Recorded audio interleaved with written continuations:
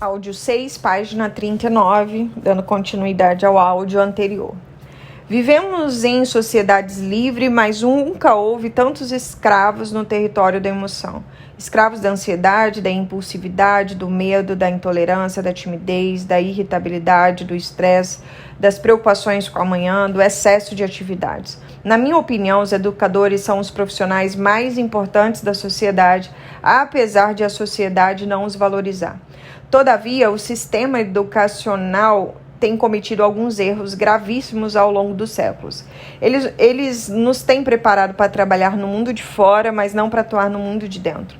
Os professores conhecem as partículas atômicas que nunca viram, mas não conhecem quase nada sobre o funcionamento da mente. Milhões de pessoas nunca aprenderam que podem e devem gerenciar seus pensamentos e emoções. Como serão líderes de si mesmas se não se conhecem minimamente? Como evitar que tenham transtornos psíquicos se não têm ferramentas para se defender ou se resolver? Muitos investem toda a sua energia na sua empresa ou na sua profissão, tornam-se máquinas de trabalhar. Não investem na sua tranquilidade e no seu prazer de viver, nem nas suas relações. São admirados socialmente, mas têm uma péssima qualidade de vida. Empobreceram no único lugar que não poderiam ser miseráveis, no teatro da nossa mente. São ansiosos, irritados, inquietos e insatisfeitos. A maioria deles promete para si que corrigirá seus caminhos, mas nunca corrige. Por fim, alguns morrerão e se tornarão os mais ricos e bem-sucedidos de um cemitério. Triste história. Que características da sua personalidade ou postura de vida você tem tentado mudar, mas não tem conseguido? Você pode adiar muitas coisas na sua vida, mas não a decisão de ser autor da sua própria história. Afinal de contas, a vida é um grande livro. É a sua responsabilidade escrever os seus textos. A gente vai iniciar o capítulo 2, que ele coloca como a segunda ferramenta para educar, a formação de mentes livres e a nossa emoção. Lembrando que a gente acabou de falar da primeira ferramenta, nesses últimos áudios, que ele fala o quê? A primeira ferramenta é você ser autor da sua própria história. E agora a segunda é gerenciar os seus pensamentos. E gerenciar os pensamentos é capacitar o eu, que representa a nossa capacidade consciente de decidir para ser o autor principal no teatro da nossa mente. Sair da plateia e dirigir o script da vida. Ser livre para pensar, mas não escravo dos pensamentos. Administrar a construção de pensamentos que debilitam e bloqueiam a inteligência, em especial os pensamentos que imprimem sofrimentos antecipatórios. Exercer o domínio sobre os pensamentos que produzem transtornos psíquicos como culpa, fobia, autopunição e obsessão. Deixar de ser espectador passivo das ideias negativas. Não gravitar em torno dos problemas do passado e do futuro. Ter uma mente relaxada, tranquila, lúcida e ponderada. Pare, observe e escute. Alguns jovens só conseguem perceber algo errado em suas vidas quando se tornam adultos frustrados, cujos sonhos foram enterrados nos becos da sua história. Alguns pais só conseguem perceber sua crise familiar depois que suas relações com seus filhos estão esfaceladas.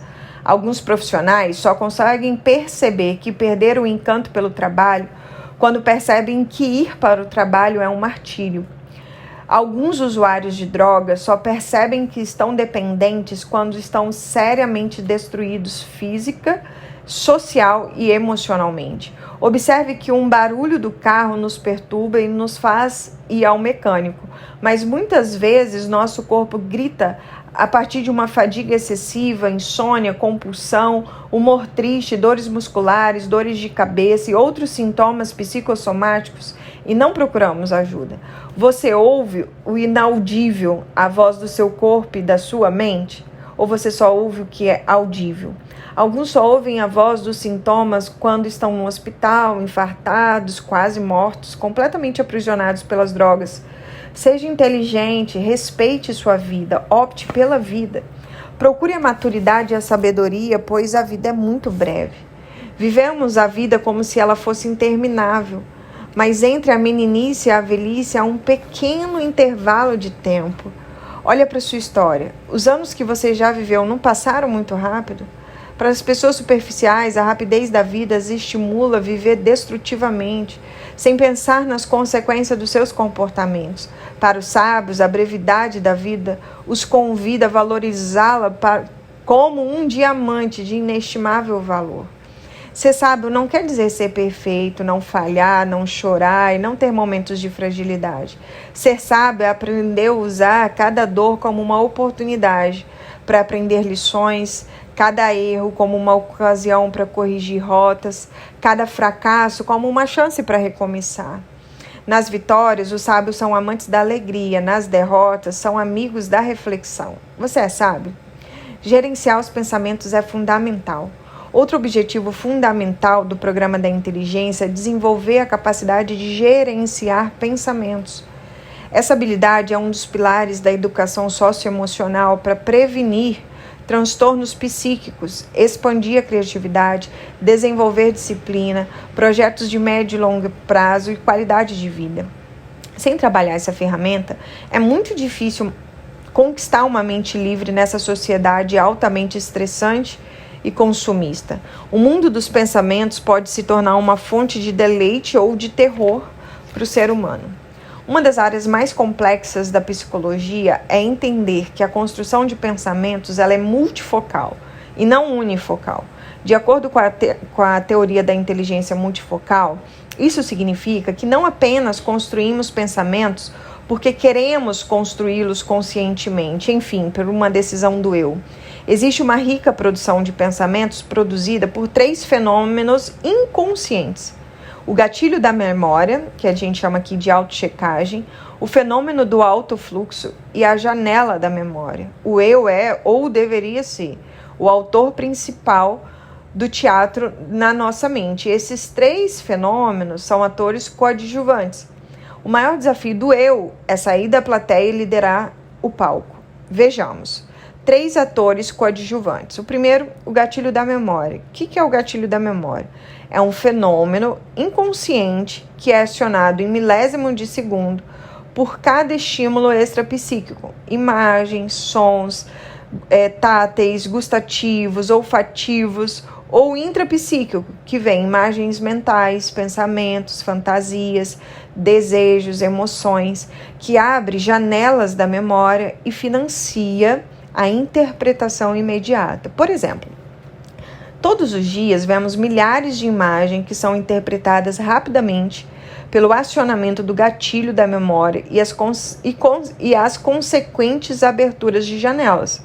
Esse processo ocorre sem a intervenção do eu. Portanto, as primeiras impressões e interpretações do mundo que contatamos são inconscientes. Diariamente temos contatos também com milhares de palavras escritas ou faladas que são identificadas pelo nosso eu, mas pelo pacto do gatilho abrindo múltiplas janelas da memória. Por isso, esse fenômeno também é chamado de autochecagem da memória. Se dependesse do eu encontrar cada janela a partir de cada um dos estímulos que temos contato, não teríamos uma resposta interpretativa inicial tão rápida e não seríamos a espécie pensante que somos. A ação do gatilho da memória é fenomenal. Ele checa os estímulos a partir de bilhões de dados da memória com uma rapidez surpreendente. Como disse, em milésimos de segundos. Você acabou de ouvir uma palavra e já tem um significado dela e já tinha assimilado previamente. Assim, temos consciência imediata dos estímulos exteriores. Sem esse fenômeno, o eu ficaria confuso. Não identificaria a linguagem, o rosto das pessoas, o som dos ambientes, a imagem da nossa residência, carro ou celular. Se por um lado o gatilho da memória é um grande auxiliar do eu, por outro lado ele pode causar desastres. Ele pode abrir janelas erradas ou janelas doentias e levar a interpretações superficiais, preconceituosas, fobias, aversivas ou, no caso das drogas, uma atração fatal. Portanto, o gatilho da memória, que é um piloto ou ator coadjuvante do eu, pode também escravizá-lo. Quem tem claustrofobia, medo de lugar fechado, sabe muito bem. Quem tem síndrome do pânico, embora não conheça o pacto entre o gatilho e as janelas doentias da memória, sabe como ela é cruel, embora sem dúvida pode ser superada. As ferramentas aqui expostas podem dar uma contribuição significativa. Quando um pensamento perturbador, um aperto no peito, palavras ou imagens abrem arquivos doentios, o eu entra numa armadilha psíquica que ele não se programou, bloqueando sua lucidez e coerência. Se essas situações o eu, não souber pilotar a aeronave mental, ficaremos dominados ou paralisados. Certa vez, um aluno brilhante foi mal numa prova. Ele havia estudado, sabia a matéria, mas ficou tenso e não conseguiu recordar as informações. Ficou abalado e registrou essa frustração. Estudou mais ainda para a próxima prova. Quando chegou o dia, o gatilho da memória entrou em cena e abriu um arquivo que tinha medo de falhar. Qual foi o resultado? Não conseguiu abrir os demais arquivos que continham as informações que estudara. Teve uma ansiedade intensa e um péssimo rendimento intelectual. Toda vez que ia fazer uma prova, era um drama. Perder a confiança em si. Só conseguiu resgatá-la depois que resgatou a liderança do eu. Aprendeu a gerenciar seus pensamentos negativos e emoções tensas. Esses são assuntos que estudaremos a seguir.